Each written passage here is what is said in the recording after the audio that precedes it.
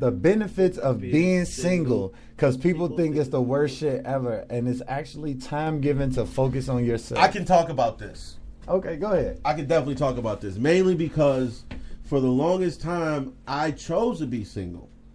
Okay, because to me I'm a very insatiable person. Period. And for those of us with GEDs, right? If you explain what insatiable means. Insatiable means basically. By the way, I know what it means.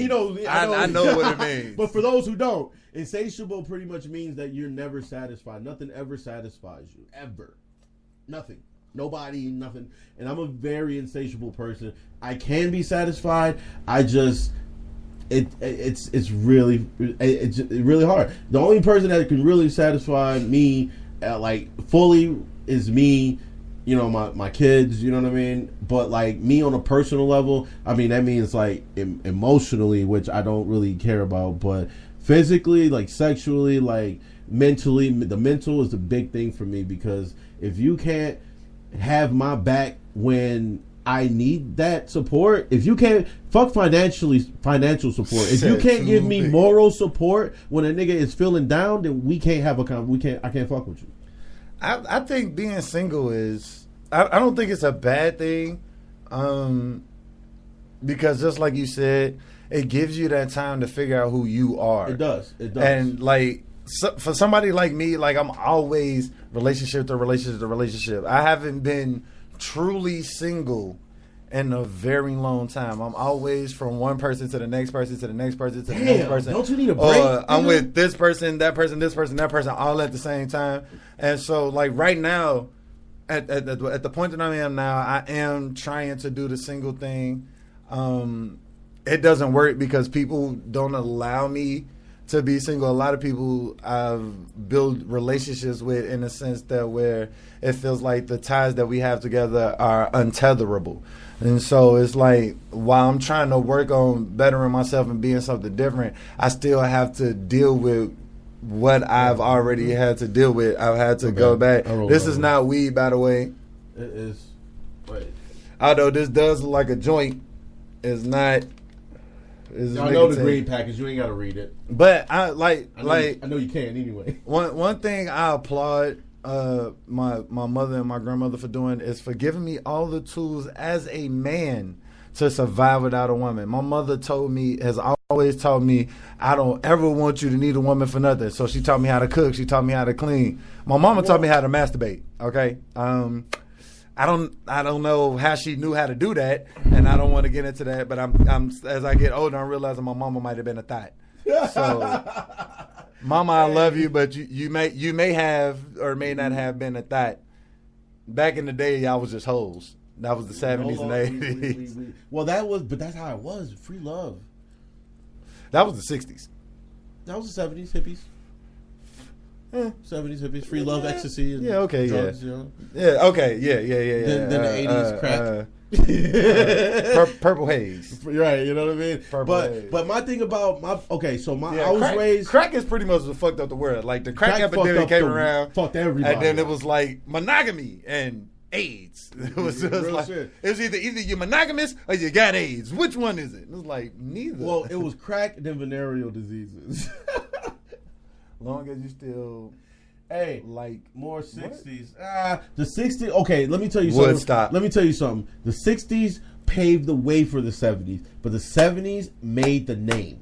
You feel me? But the 90s was the shit.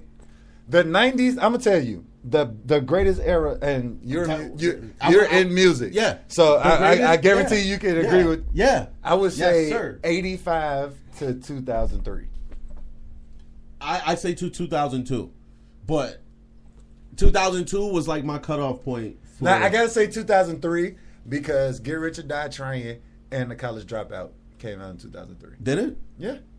Okay, well, College Dropout to me was the last of good music.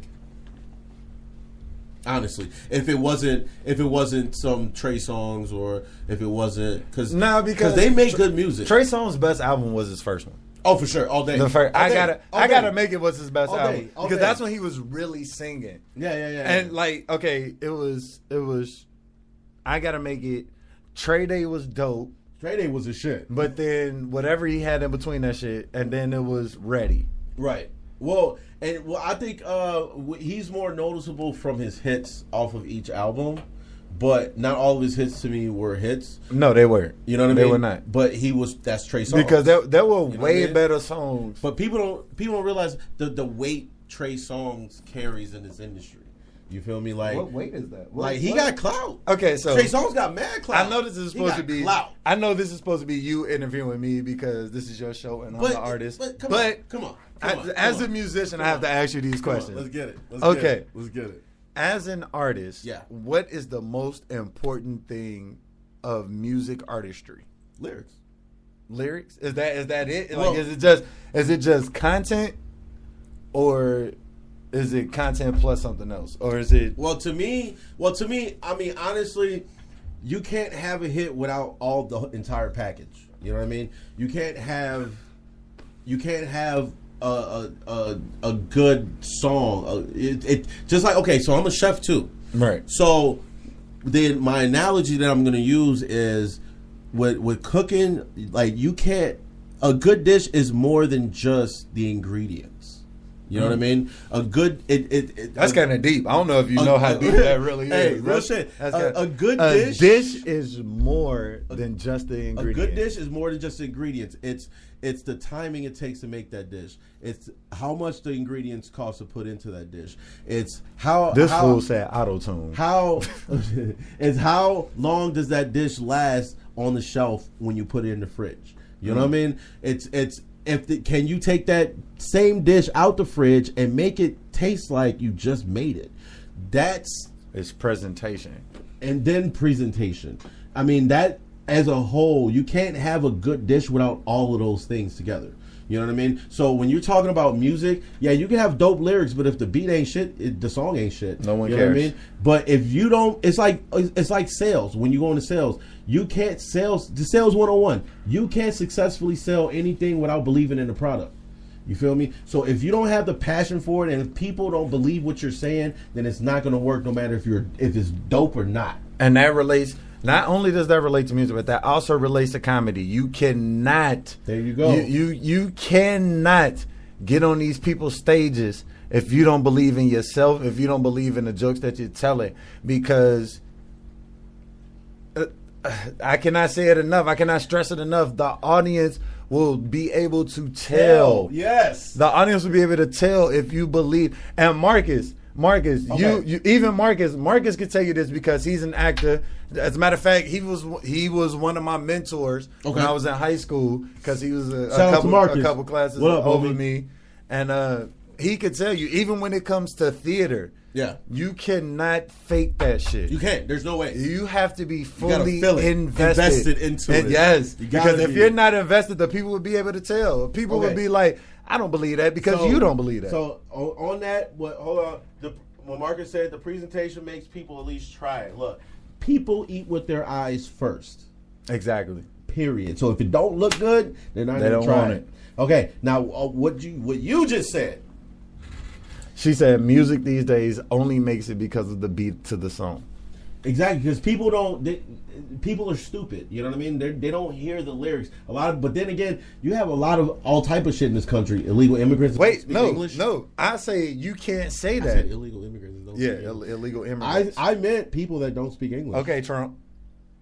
Light skin niggas. All these orange niggas think alike. It wasn't just illegal. I was gonna say a whole bunch of shit. You know what I mean? But wait. That was the only thing that came out. Cynthia, to what you said. Music these days only makes it because of the beats. True. You can't say that. It's so true. You cannot say that because Kendrick Lamar don't have the best beats. That's true. Chance doesn't have the best beats. That's true. J. Cole doesn't have the best beats. Big Crit does not. Big Crit got some dope. He got some dope ass beats, but he does not have the best. He does not have the best. Like, and I could get what you're saying because what you're saying is probably the trap beats, the trap music. Because that's what's popular now. And you know what? I got to give it a round of applause for trap music because the Southern sound has been holding strong. Holding it for down. 10 years plus. Like, and I blame Lil Jon for that shit. You know who I blame? I blame Jermaine Dupri. Because no matter what, he is that bro. He's the top of that head. I can't say that I because blame Jermaine, man. Jermaine Dupri had Crisscross and Bow Wow and the Brat. That was so he wasn't making Southern music. But he's the one that signs these sounds. Yeah, but he signed nationwide sounds, and he had to tailor fit his sound to their sound. Now, Lil Jon, he didn't give a fuck. He was making trap, he was crunk music. Crunk. Y'all remember? Do y'all remember crunk music? Yeah.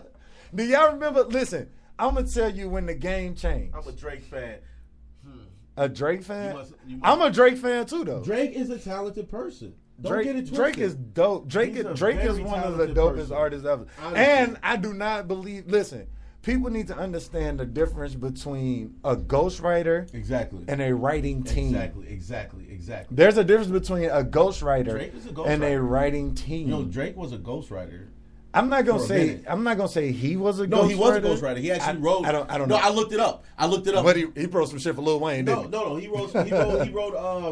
He wrote Your Type. Jamie Foxx, Trey Songz. Right. He wrote that one. He wrote a bunch of shit for. That was him and Jamie Foxx. Huh? That was him and Jamie Foxx. He wrote that whole. That was on Jamie Foxx's second album. That's right. He wrote that entire. Well, his third album, because a lot of people don't remember when Jamie Foxx had his first album back when the Jamie Foxx show was out. That nigga was dope as hell. That album that didn't go nowhere, but that album, it was dope as shit because that album had the wedding song on it, the song that he sung, the fancy. Yeah. That shit was dope. Shout out Pharrell is the best. You ain't gonna never hear it, but fuck you. He said Pharrell is the best. No, I don't think Pharrell is better than Timbaland. Not even close. Pharrell is like the generic version of Timbaland. No, I cannot say that. He's like, no, well, you just compared him. I don't think Pharrell is better than Timbaland. He's not even close to. This is a whole different genre. Yeah, you can't compare. Well, you can't even say that because listen, and this is my perfect example for when people compare Pharrell and Timbaland. They do that? Yeah. All the time. Why? Listen, the top three producers that I always mention: Dr. Dre, Pharrell, Timbaland. Oh, I can see Dre and Timbaland, but Pharrell. But you can't not Pharrell. I was going to say Pharrell is dope. But listen, and this is how I can tell you. This is what I can say. Look at. And the perfect example of Pharrell and Timbaland is look at Justin Timberlake's. There you go. All of Justin Timberlake's albums. It's all Pharrell and Timbaland. Yeah, Pharrell. What songs stand out more? Timbaland. You can't say that. But you know what? Timbaland been the shit since Aaliyah and Genuine. Yeah, but you still can't say that because there are Justin Timberlake songs produced by Pharrell. That is true. That is true. One of my favorite Justin Timberlake songs is his first single, his first solo single, "Love You Like I Love You," because can't nobody love you like I love you, and that was produced by Pharrell featuring Eclipse. But then you got "Cry Me a River." That was the fucking shit, dude. What? But that's the same album, though. That's the same. But then after that, after Cry Me a River, you got to go back to Pharrell. You got to go with Senorita. Yeah, that was bad. So it's just like. JT, he had like half of his album was like top 40 hits for that album. Did you realize that? Because most of them was top 40 hits because the nigga can sing. And he's a hey, he can't. He's a writer. First of all, for people who don't know, Justin Timberlake is from Nashville, Tennessee. Yes, home. Shout out to Elvis. Justin Timberlake is a nigga at heart, though. No, he is. Well, you can't tell me. First of all, he had ramen noodle colored hair, and then with the ramen noodle colored hair, the chicken flavor ramen noodle too. Right. That nigga got braids. That's so true. Yeah. He had braids with the ramen noodle colored hair. Yeah, so he did. And he was fucking Janet Jackson. Well, and he pulled a titty out. On the Super Bowl. He said, "Mine." Yeah. You know what I'm saying?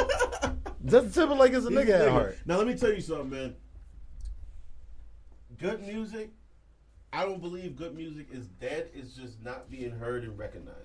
You feel me? Because the thing about it is the people I think they're just going with what sells versus what is good. But why is Kendrick Lamar so popular? Because Kendrick Lamar speaks. Kendrick Lamar does not make club music. Oh no. Better yet, why is Eminem so popular? Oh, because he